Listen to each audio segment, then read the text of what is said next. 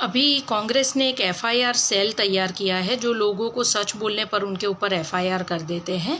तो मैं कुछ बोलना चाह रही थी कि अगर तुम लोग सच वाले हिंदू हो, वैसे तो तुम हो नहीं, तुम तो घटिया हो, तुम्हारी तो जाति पता नहीं कौन सी है।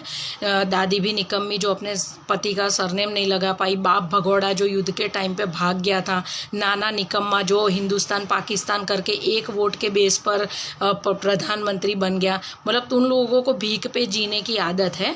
तो और इतने सारे घोटाले करके खुद की माँ बेल पे घूम रही है, मुफ्त के बंगलों में रह रहे हो, तो भी बेशर्मों की तरह लोगों को सवाल पूछते हो। 1500 करोड़ देने वाले रतन टाटा ने जवाब नहीं मांगा, लेकिन चवन्नी भी नहीं देने वाली भिखारी जो लोगों के पैसों पर पल रही है, वो भूरी काकी मोदी से हिसाब मांग रही है। काहे का तू हिसाब मांग रही है? तू है कौन? तूने क्या किया गरीबों के लिए? आज जब 1947 में इंडिया आज़ाद हुआ था और 1948 में चीन आज़ाद हुआ था, तो आज चीन वर्ल्ड में 2nd नंबर पर है और इंडिया 138 नंबर पर है। 70 सालों में तुम लोगों ने देश को आगे लाने के लिए कुछ किया नहीं है। किस चीज़ का तो हिसाब मांग रही है?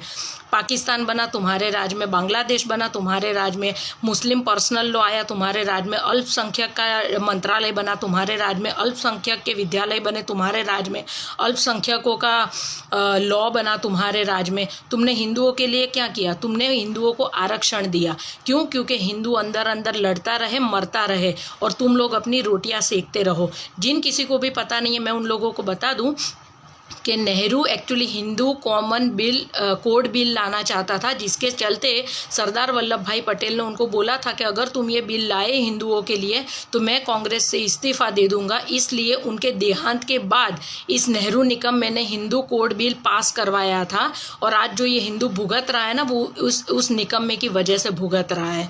ठीक है। और दूसरा कि मोरारजी देसाई ने अपने एक उनका जो बुक है मेरा जीवन वृत्तांत, उसके 4, 5, 6 नंबर के पेज पर लिखा है कि पता नहीं क्यों मुझे ऐसा लगता है कि नेहरू को पहले से ही हिंदुओं के साथ अलग ही पूर्वाग्रह है और जो हिंदुओं से नफरत करते हैं।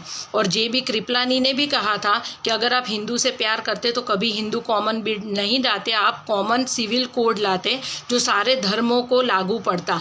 लेकिन आपने हिंदुओं पर अपना गुस्सा उतारा और आप हिंदुओं को धोखा देने के लिए जनोई पहनते हो। ये जेबी कृपलानी के शब्द है। तो मतलब ये परिवार पूरा नीच परिवार है जिन्होंने सिर्फ देश को लूटने का काम किया है और देश की बर्बादी में पूरा योगदान है। अभी भी समझ जाओ, हिंदू एक हो जाओ और इन लोगों की बैंड बजा दो।